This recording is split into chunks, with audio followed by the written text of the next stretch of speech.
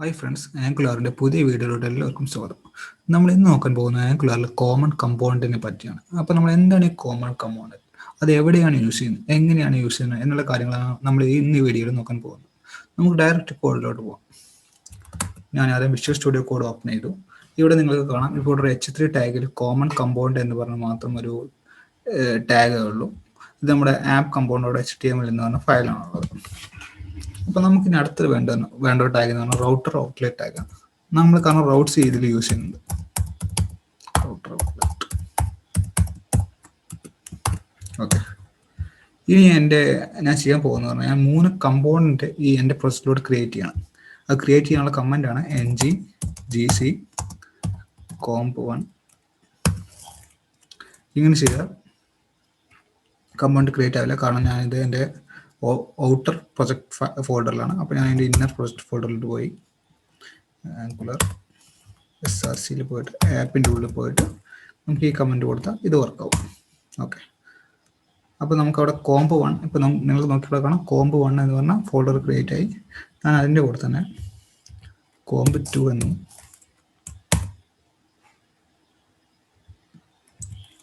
comp3 എന്നും പറഞ്ഞിട്ടുള്ള 3 ഫോൾഡേഴ്സിനെ ഞാനവിടെ ക്രിയേറ്റ് ചെയ്തു. അതായത് 3 കമ്പോണൻറ്റ് ഞാനവിടെ ക്രിയേറ്റ് ചെയ്തു. ഇനി എനിക്ക് ചെയ്യേണ്ടത് വെച്ചാൽ ഓരോ കമ്പോണൻറ്റിലോട്ടും റൗട്ടിങ് ചെയ്താണല്ലോ. അപ്പോൾ അതിനുവേണ്ടി ഞാൻ app.routing.module.ts എന്ന് പറഞ്ഞ ഫയൽ എടുത്തു. അതിൽ നമ്മൾ റൗട്ട്സ് അറേയിൽ കൊണ്ടുപോയിട്ട് ഞാനൊരു ഒബ്ജക്റ്റ് കൊടുത്തു. അപ്പോൾ അതിൽ പാത്തും കമ്പോണൻറ്റ് നമ്മൾ സ്പെസിഫൈ ചെയ്ത് കൊടുക്കണം. പാത്ത് എന്ന് പറഞ്ഞാൽ ഫസ്റ്റ് comp1 കൊടുക്കുമ്പോൾ പോകേണ്ടതെന്ന് പറഞ്ഞാൽ comp1 കമ്പോണൻറ്റിലോട്ടാണ് പോകേണ്ടത്. component. ഓക്കെ, നമുക്ക് ഇതിനെ കോപ്പി പേസ്റ്റ് ചെയ്യാം. comp2 comp3 ഇവിടെ കമ്പോണൻറ്റ് ടാബ് അടിച്ചാൽ ഇവിടെ മൊഡ്യൂൾ ഇമ്പോർട്ട് ആയിക്കോളും. നമുക്ക് ഇതിനെ കളയാം. ഇപ്പോൾ എന്ത് ചെയ്തു, നമ്മൾ 3 കമ്പോണൻറ്റിനെ ക്രിയേറ്റ് ചെയ്തിട്ട് ആ കമ്പോണൻറ്റിനോടുള്ള പാത്ത് നമ്മളിവിടെ റൗട്ട്സ് അറേയിൽ കൊടുത്തു.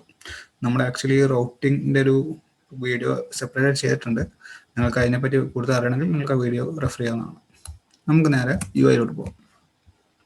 ഇവിടെ ഞാൻ ഇപ്പോൾ /comp1 എന്ന് പറഞ്ഞാൽ റൗട്ടിങ് കൊടുക്കുമ്പോൾ ഉണ്ടോ, comp1 വർക്ക്സ് വന്നു, comp2 വർക്ക്സ് വന്നു, comp3 വർക്ക്സ് വന്നു. അതായത് നമ്മുടെ 3 കമ്പോണൻറ്റ് ഇപ്പോൾ വർക്ക് ചെയ്യണം.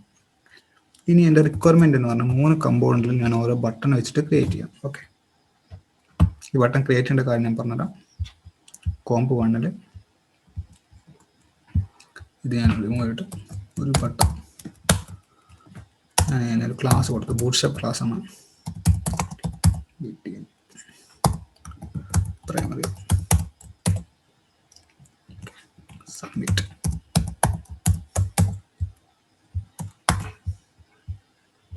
ഈ സെയിം തിങ് ഞാൻ 3 കമ്പോണൻറ്റിലും കോപ്പി പേസ്റ്റ് ചെയ്തു. ഇനി നമുക്ക് UI പോയി നോക്കാം. ആണോ, 3 കമ്പോണൻറ്റിലും 3 കമ്പോണൻറ്റിലും ബട്ടൺസ് വീതം വന്നു. ഓക്കെ, ഇനി ഞാൻ ഓരോ കമ്പോണൻറ്റിലും ഓരോ കളർ കൊടുക്കാം.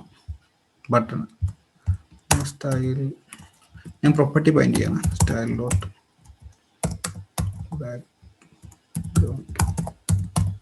കളർ റെഡ് കൊടുത്തു. നമുക്കിത് comp1 നമുക്ക് comp1 എടുത്ത് നോക്കാം. ഓക്കെ, സോറി, പ്രോപ്പർട്ടി ബൈൻഡ് ചെയ്യണമെങ്കിൽ നമ്മുടെ TypeScript ഫയലിൽ ഓൾറെഡി ഒരു റെഡ് എന്ന് പറഞ്ഞിട്ടുള്ളൊരു വേരിയബിൾ വേണം. നമ്മൾ പ്രോപ്പർട്ടി ബൈൻഡിങ്ങും ഒരു വീഡിയോ ചെയ്തിട്ടുണ്ട്. അതായത് നമ്മൾ പ്രോപ്പർട്ടി ബൈൻഡിങ് ഉദ്ദേശിക്കുന്നത് നമ്മുടെ TypeScript ഫയലിലെ ഈ കമ്പോണൻറ്റിനെ നമ്മൾ ഡയറക്റ്റ് നമ്മൾ ടെംപ്ലേറ്റിലോട്ട് കാൾ ചെയ്യണം. അപ്പോൾ ഈ റെഡ് വിളിക്കുന്നത് നേരെ ഇവിടെ വന്നിട്ട് ഈ റെഡിൻ്റെ വാല്യൂ ആണ് ഇവിടുത്തെ എടുക്കുന്നത്. ഓക്കെ, ഇപ്പോൾ നിങ്ങൾക്ക് നോക്കി കാണാം ബാക്ക്ഗ്രൗണ്ട് കളർ റെഡായി വന്നിട്ടുണ്ട്. ഓക്കെ, ഇപ്പോൾ comp2 പഴയ ബ്ലൂ കളറാണ്, ഞാൻ അവിടെയും മാറ്റി. നിങ്ങൾ സാധാ സ്റ്റൈലും കൊടുക്കാൻ ഞാൻ ചുമ്മാ പ്രോപ്പർട്ടി ബൈൻഡിങ് വെച്ചിട്ട് കൊടുക്കുക ചെയ്യുന്നു. ഞാൻ ഓറഞ്ച് കൊടുത്തു.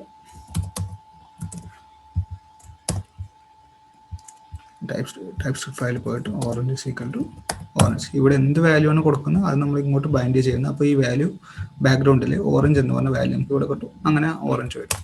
കോമ്പിറ്റ് കൊടുത്ത് നോക്കാം.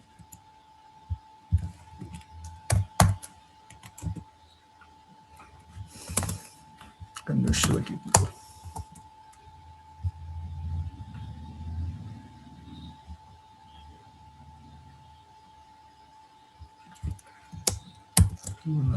റിഫ്രഷ് ചെയ്തിട്ട് കോംബോ 1 ഓക്കെ. കോംബോ 2ലാണ് ഇഷ്യൂ പറ്റിയിട്ടുണ്ട്.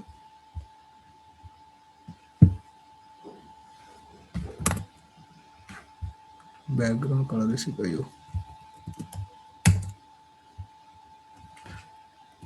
ഇവിടെ നമുക്കൊരു ടാഗ് എക്സ്ട്രാ കയറുന്നുണ്ടായിരുന്നു, അതാണ് ഇഷ്യൂ.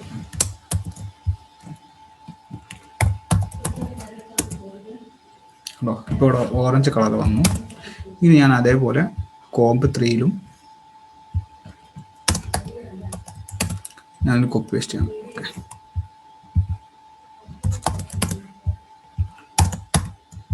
ഇവിടെ ഞാൻ യെല്ലോ കൊടുത്തു.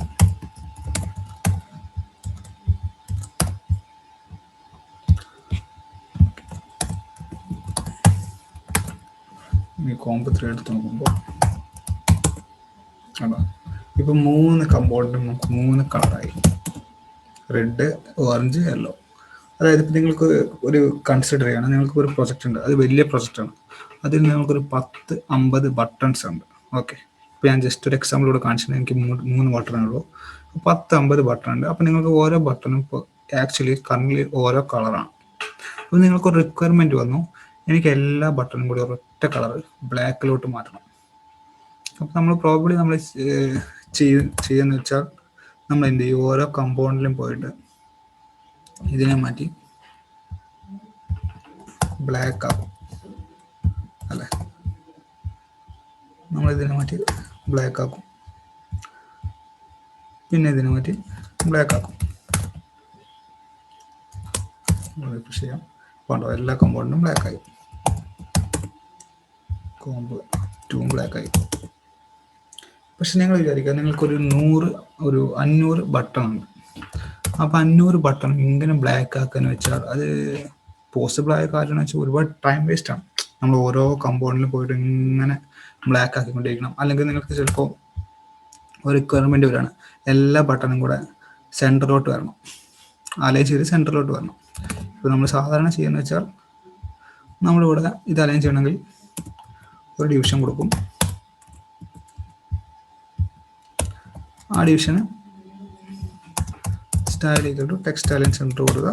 അത് നമ്മുടെ സെൻറ്റർ കോംബ് 3 നോക്കാം. കണ്ടോ, സെൻറ്ററിലോട്ട് വരും. അപ്പോൾ നിങ്ങൾക്ക് ഈ 50 ബട്ടൺ ഉണ്ടെങ്കിൽ 50 ബട്ടണിലും ഇങ്ങനെ ഡിവിഷൻ എഴുതി സ്റ്റൈൽ ടെക്സ്റ്റ് അലൈൻ സെൻറ്റർ എന്ന് പറഞ്ഞ് കൊടുക്കുക. അതൊരു ഭയങ്കര ടൈം വേസ്റ്റ് ചെയ്ത കാര്യമാണ്. അത് നമുക്ക് പ്രാക്ടിക്കലി ഒരു പോസിബിൾ അല്ലാത്ത കാര്യമാണ്. അപ്പോൾ അതിനുവേണ്ടി ഒരു സൊല്യൂഷനാണ് നമ്മൾ ആംഗിളാണ് കോമൺ കമ്പോണൻ്റ് എന്ന് പറഞ്ഞ സംഭവം. ഈ കോമൺ കമ്പോണൻ്റ് ഉദ്ദേശിക്കുന്നത് നമുക്ക് ഇങ്ങനെ ഈ ബട്ടൺ എല്ലാം ഇങ്ങനെ ഓരോ കമ്പോണൻറ്റിലും എഴുതുന്നതിന് പകരം ഒരൊറ്റ കമ്പോണൻറ്റിൽ ഒരു ബട്ടൺ എഴുതാം. എന്നിട്ട് ആ കമ്പോണൻറ്റ് നമ്മൾ ഈ ഓരോ ആവശ്യമുള്ള കമ്പോണൻസിലൊക്കെ ആ കമ്പോണൻറ്റിനെ വിളിക്കുക. അങ്ങനെ വിളിച്ചാൽ നമുക്ക് ആ ബട്ടൺ കമ്പോണൻറ്റ് എല്ലാ കമ്പോണൻറ്റിലും കിട്ടും. പിന്നെ എവിടെയെങ്കിലും നിങ്ങൾക്ക് വല്ല ചേഞ്ച് വരുത്തണമെങ്കിൽ, ഇപ്പോൾ നിങ്ങൾക്ക് ഇവിടെ ഈ ബട്ടണെ സെൻട്രലാക്കണമെങ്കിൽ നിങ്ങൾ ആ ബട്ടൺ കമ്പോണൻറ്റിൽ മാത്രം അതിനെ സെൻട്രലാക്കിയാൽ മതി. അപ്പോൾ ബാക്കി എല്ലാ കമ്പോണൻറ്റിനും ആ ബട്ടൺ കമ്പോണൻറ്റ് സെൻട്രലായിട്ട് വരും. നമുക്കിനി കോഡ് വെച്ച് ചെയ്ത് നോക്കാം. ഞാൻ അതിന് വേണ്ടി ആദ്യം ഒരു ബട്ടൺ കമ്പോണൻറ്റ് ക്രിയേറ്റ് ചെയ്യണം. ഓക്കെ, കമ്പോണൻറ്റ്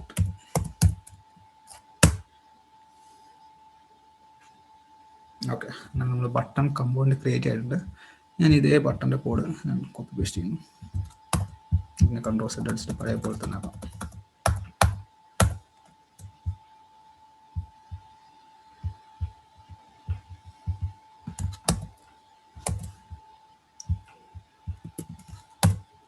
ഞാനിപ്പോൾ ഈ സബ്മിറ്റ് മാറ്റി, ഞാനിപ്പോൾ ആക്ച്വലി ടൈപ്പ് സ്ക്രിപ്റ്റിലൊരു സ്ട്രിങ് കൊടുക്കണം, ടൈറ്റിൽ എന്ന് പറഞ്ഞിട്ട് സബ്മിറ്റ്. അത് ഞാൻ നേരെ എൻ്റെ ഈ കമ്പോണിലോട്ട് ഇൻ്റർപോളേറ്റ് ചെയ്യണം. ഓക്കെ, ഇതിൻ്റെ ബാക്ക്ഗ്രൗണ്ട് കളർ എല്ലാം മാറ്റി നമുക്ക് ബ്ലാക്ക് തന്നെ ആക്കാം. അല്ലെങ്കിൽ നമുക്ക് കളർ എന്ന് പറഞ്ഞൊരു പേര് കൊടുക്കും. കളർ എന്ന് പറഞ്ഞ പേര് കൊടുത്തിട്ട് ഇതിന് ടൈപ്പ് ഷീറ്റ് ഫയൽ പോയിട്ട് colour equal to black. Okay, ഇനി നിങ്ങൾക്ക് ഇത് ചുമ്മാ നോക്കണമെങ്കിൽ നമ്മൾ ഒരു റൂട്ടിങ് കൊടുക്കാം. ഈ ബട്ടൺ കമ്പോണന്റിന് റൂട്ടിങ് കൊടുക്കാം. BTN എന്ന് പറഞ്ഞ ഞാൻ റൂട്ടിൻ്റെ പേര് കൊടുത്തു, BTN കമ്പോണന്റ്. ഓക്കെ, അപ്പോൾ നോക്കാം. BTN കൊടുത്തു, കണ്ടോ? BTN കൊടുത്തപ്പോൾ BTN കമ്പോണന്റ് വന്നു. പേര് സബ്മിറ്റ് എന്ന് പറഞ്ഞ പേരിൽ സെൻട്രലായിട്ട് വന്നു. ഇനി എനിക്ക് എന്ത് ചെയ്യണം? ഈ കമ്പോണന്റിനെ, ഈ BTN കമ്പോണന്റിനെ എല്ലാ ഇപ്പോൾ ഈ കോംബ് 1, കോംബ് 2, കോംബ് 3 എല്ലാം വിളിക്കണം. അത് വിളിക്കണമെങ്കിൽ ചെയ്യേണ്ട ഒരു കാര്യം എന്ന് വെച്ചാൽ നമ്മൾ compound.ts ഫയലിൽ പോയാൽ നിങ്ങളോട് സെലക്ടർ എന്ന് പറഞ്ഞ പേരിലുള്ള സംഭവം കാണും. ആപ്പ് ബട്ടൺ കമ്പോണന്റ് എന്നാണ് അതിൻ്റെ സെലക്ടറിൻ്റെ പേര്. അപ്പോൾ നമുക്ക് അത് കോപ്പി ചെയ്യാം. ഇനി ഞാൻ കോംബ് 1 പോയി ഇതിനെല്ലാം റിമൂവ് ചെയ്യാം. ഓക്കെ, റിമൂവ് ചെയ്തിട്ട് ഒരു ടാഗ് ഇട്ടു, അതിലൂടെ ഞാൻ ചുമ്മാ കൊടുത്തു. ഇനി സെയിം തിങ് നമുക്ക് 3 കമ്പോണ്ടിലും കോപ്പി പേസ്റ്റ് ചെയ്യാം. ഇതിനെ റിമൂവ് ചെയ്തിട്ട് ഇതിനെ കയറ്റി, ഇതിനെ റിമൂവ് ചെയ്തിട്ട് ഇതിനെ കയറ്റി. ഞാൻ ഈ ഇതെല്ലാം റിമൂവ് ചെയ്യുന്നു.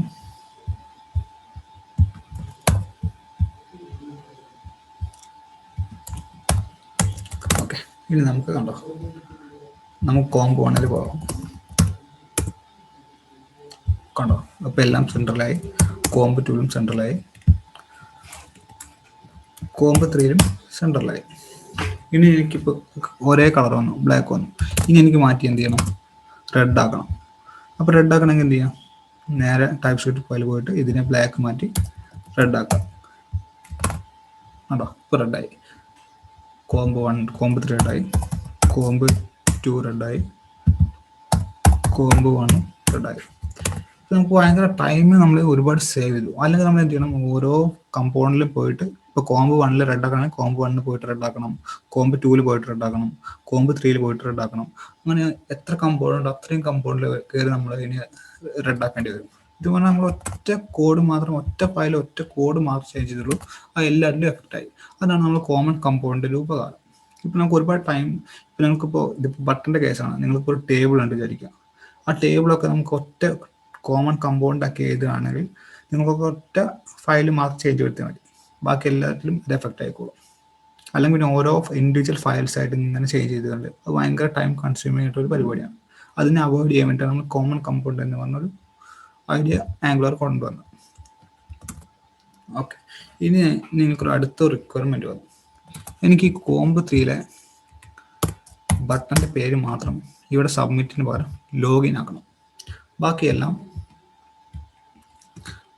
പഴയ പോലെ സബ്മിറ്റ് തന്നെ. അത് നമുക്ക് എങ്ങനെ ചെയ്യാൻ പറ്റും നോക്കാം. അത് ഈ കോമൺ കമ്പോണന്റ് വെച്ചിട്ട് നമുക്ക് ചെയ്യാൻ പറ്റും. പക്ഷെ അതിന് വേണ്ടി നമ്മളൊരു കാര്യം ഇമ്പോർട്ട് ചെയ്യേണ്ടതെന്ന് വെച്ചാൽ, നമ്മൾ ഈ കോമൺ കമ്പോണന്റിൽ ഇൻപുട്ട് എന്ന് പറഞ്ഞൊരു ആട്രിബ്യൂട്ട്, ഒരു ഡെക്കറേറ്ററാണ് നമ്മൾ യൂസ് ചെയ്യുന്നത്. അതിനുവേണ്ടി ഞാൻ ഇൻപുട്ട് എന്ന് പറഞ്ഞൊരു ഡെക്കറേറ്ററിനെ ഞാൻ ഈ കോറിന് ഇമ്പോർട്ട് ചെയ്തു. എന്നിട്ട് നമ്മൾ ഇൻപുട്ട് കൊടുത്തു. ഇൻപുട്ട് കൊടുത്തിട്ട് ഇങ്ങനെ കൊടുത്തു. ഓക്കെ, എന്താണ് സിൻടാക്സ്. ഇനി കോംബ് 3 എനിക്ക് ചേഞ്ച് വരുത്തുന്നത്. അപ്പോൾ ഞാൻ എന്ത് ചെയ്തു? Comb 3 comb 3 title equal to എന്ന് പറഞ്ഞിട്ട് ഞാൻ ലോഗിൻ എന്ന് പറഞ്ഞ ടൈറ്റിൽ കൊടുത്തു. അതായത് നിങ്ങൾക്ക് ലോഗിൻ ഈ കോംബ് 3 കാണിക്കുന്ന ടൈറ്റിലാണ് ഇവിടെ കൊടുത്തത്. ചുമ്മാ ഒരു വേരിയബിൾ കൊടുത്തിട്ട് അതിലോട്ട് ലോഗിൻ എന്ന് പറഞ്ഞ സ്ട്രിങ്ങിനെ കയറ്റി. ഇനി ഈ കോംബ് 3 ചെയ്യേണ്ടത് വെച്ചാൽ നമുക്കിവിടെ ഈ സെലക്ട് ഉണ്ടല്ലോ, അതായത് നമ്മുടെ ബട്ടൺ കമ്പോണന്റ് സെലക്ട് ആണ്. അതിലോട്ട് നമുക്ക് അയക്കാനായിട്ട് നമുക്ക് പരാംസ് എന്ന് പറഞ്ഞിട്ട്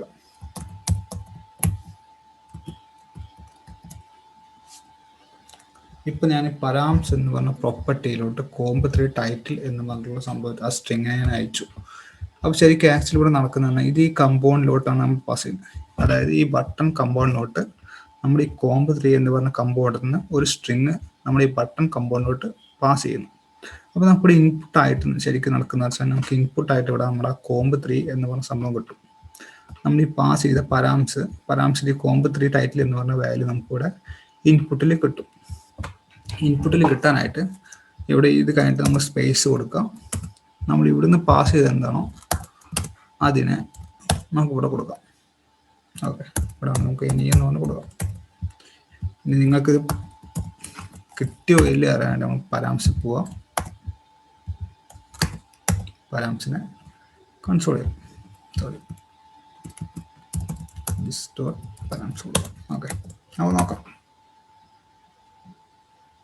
comp2 നമ്മൾ പാസ് ചെയ്യണം. അതുകൊണ്ട് comp2 അൺഡിഫൈൻഡ് ആയിരിക്കും. comp3 കാണണം. കണ്ടോ, comp3 ടൈറ്റിൽ എന്ന് പറഞ്ഞ സംഭവമാണ്. സോറി ചെറിയ മിസ്റ്റേക്ക് പറ്റി. നമ്മളിവിടെ ആക്ച്വലി പ്രോപ്പർട്ടി ബൈൻഡൻസ് ചെയ്തിരിക്കുന്നത്. അപ്പോൾ എപ്പോഴും സ്ക്വയർ ബ്രാക്കറ്റ് നമ്മൾ കൺസിഡർ ചെയ്യണം. കാരണം സ്ക്വയർ ബ്രാക്കറ്റ് ഉണ്ടെങ്കിൽ നമ്മുടെ ഈ ടൈപ്പ് സ്ക്രിപ്റ്റ് എന്ന് വാല്യൂ എടുക്കത്തുള്ളൂ. അല്ലെങ്കിൽ ഇവിടെ കൊടുത്തിരിക്കുന്ന എന്താണോ സ്ട്രിങ് അതിൻ്റെ വാല്യൂ ആയിരിക്കും എടുക്കുക. അതെനിക്ക് പറ്റിയൊരു മിസ്റ്റേക്കാണ്, സോറി. ആണോ, comp3 പോകണ്ട, ലോഗിൻ എന്ന് പറഞ്ഞ സ്ട്രിങ് അവിടെ വന്നു.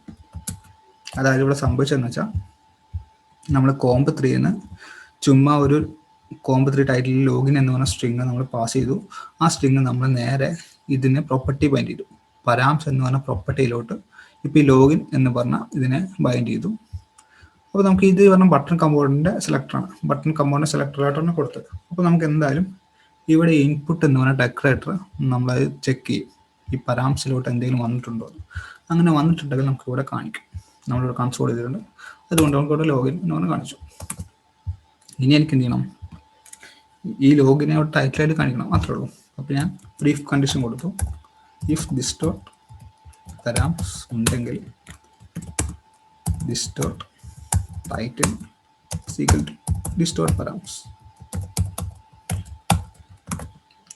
കണ്ടോ, ഇവിടെ സബ്മിറ്റ് മാറി ലോഗിനായി. ഇനി ഞാൻ comp2 ഉണ്ടോ, comp2 ഇപ്പോൾ സബ്മിറ്റ് ആണ്. കാരണം നമ്മളൊരു പാരാമീറ്റർ അവിടെ പാസ് ചെയ്യുന്നില്ല. comp1 സബ്മിറ്റ് ആണ്, comp3 മാത്രം ലോഗിനായി. അപ്പോൾ ഇങ്ങനെയാണ് നമ്മൾ കോമൺ കമ്പോണൻറ്റ് യൂസ് ചെയ്യുക. ഇത് ഞാൻ ചുമ്മാ ഒരു ബട്ടൻ്റെ കേസ് മാത്രമാണ് പറഞ്ഞിരിക്കുന്നത്. പിന്നെ ഒരുപാട് കോമൺ കമ്പോണൻറ്റ്, ടേബിളൊക്കെ നമ്മൾ മെയിനായിട്ട് കോമൺ കമ്പോണൻറ്റായി യൂസ് ചെയ്യുന്നത്. ഇപ്പം നമ്മൾ ആക്സസ് ചെയ്തിരിക്കുന്നത് പറഞ്ഞാൽ നമ്മൾ 3 കമ്പോണൻറ്റ് ക്രിയേറ്റ് ചെയ്തു. 3 കമ്പോണൻറ്റിലും ഓരോ ബട്ടൺ ക്രിയേറ്റ് ചെയ്യുന്ന പകരം ബട്ടനെ ഒരു കോമൺ കമ്പോണൻറ്റായി ക്രിയേറ്റ് ചെയ്തിട്ട് അത് 3 കമ്പോണൻറ്റിലും വിളിച്ചു. നിങ്ങൾക്ക് ഇൻഡിവിജ്വലായിട്ട് നിങ്ങൾക്ക് വല്ല ചേഞ്ച് വരുത്തണമെങ്കിൽ ആ ഇൻഡിവിജ്വൽ കമ്പോണൻറ്റ് നമുക്ക് ബട്ടണിലോട്ട് നമുക്ക് പ്രോപ്പർട്ടീസ് ആയിട്ട് പാസ് ചെയ്യാൻ പറ്റും. അതിന് നമുക്ക് ഇൻപുട്ട് എന്ന് പറഞ്ഞ ഡെക്കറേറ്റർ വെച്ചിട്ട് നമുക്ക് എന്ത് ചെയ്യാം, നമ്മുടെ ആ കോമൺ കമ്പോണൻറ്റിൽ നമുക്ക് വിളിക്കാൻ കിട്ടും.